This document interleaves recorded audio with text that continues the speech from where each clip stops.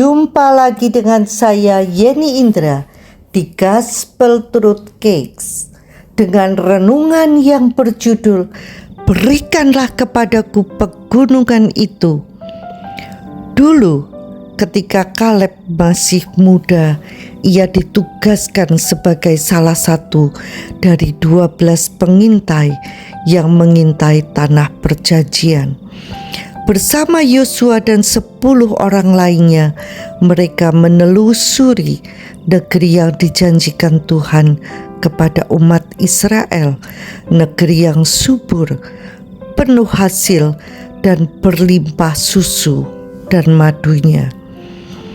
Namun ada satu masalah besar, orang Enak. Kaum raksasa ini tinggal di kota-kota besar dan berkubu. Sosok mereka begitu menakutkan hingga 10 pengintai berkata, "Kita seperti belalang di hadapan mereka." Akibatnya bangsa Israel dipenuhi ketakutan dan menolak masuk ke negeri itu, meski Tuhan sudah berjanji akan menyertainya. Tuhan murka. Akibatnya seluruh generasi itu dihukum berkeliling di padang gurun selama 40 tahun sampai mereka semua mati kecuali 2 orang, Yosua dan Kaleb. Mengapa hanya mereka berdua yang selamat? Karena mereka percaya janji Tuhan meski semua orang ketakutan. Dan Kaleb menyimpan janji itu selama 45 tahun.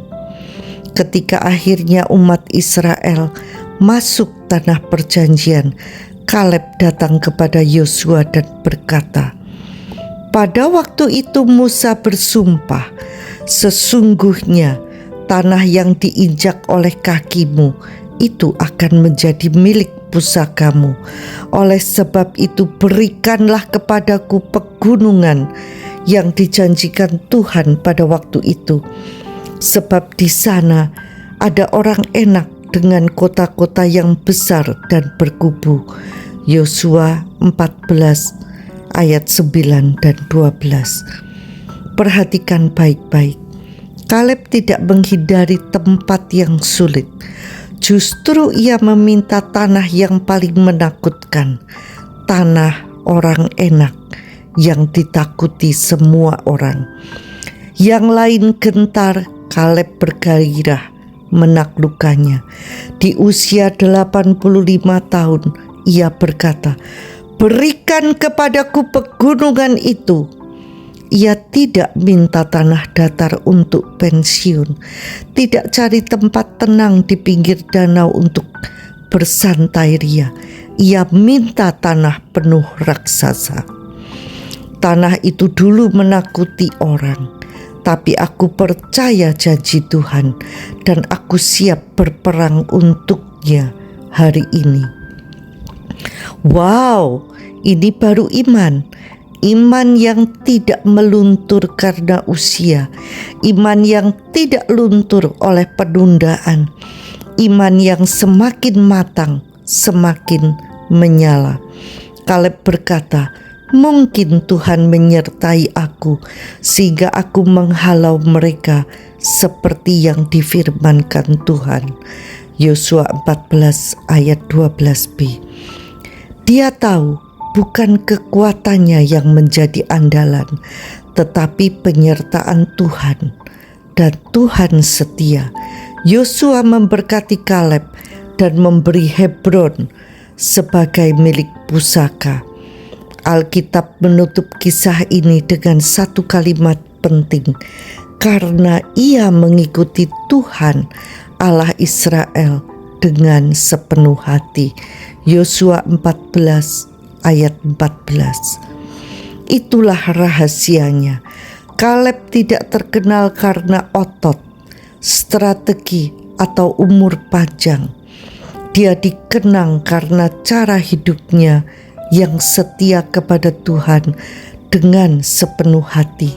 Saya rindu dikenal seperti itu, bukan karena prestasi dunia, tapi karena ketekunan dan iman yang bertahan sampai akhir.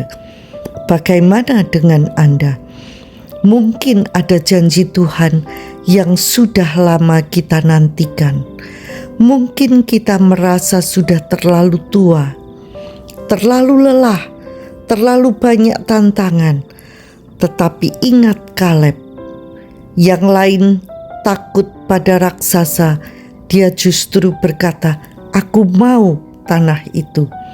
Hari ini, jangan minta hidup nyaman, jangan cari jalan mudah, mintalah pegunungan itu. Karena di sanalah janji Tuhan menanti orang yang percaya. Tinggalkan jejak yang dapat dibanggakan saat bertemu Tuhan.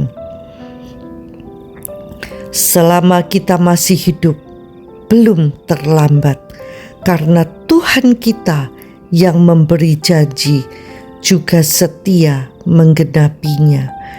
Dan orang yang mengikuti Tuhan dengan sepenuh hati tidak akan pernah dikecewakan. Siap?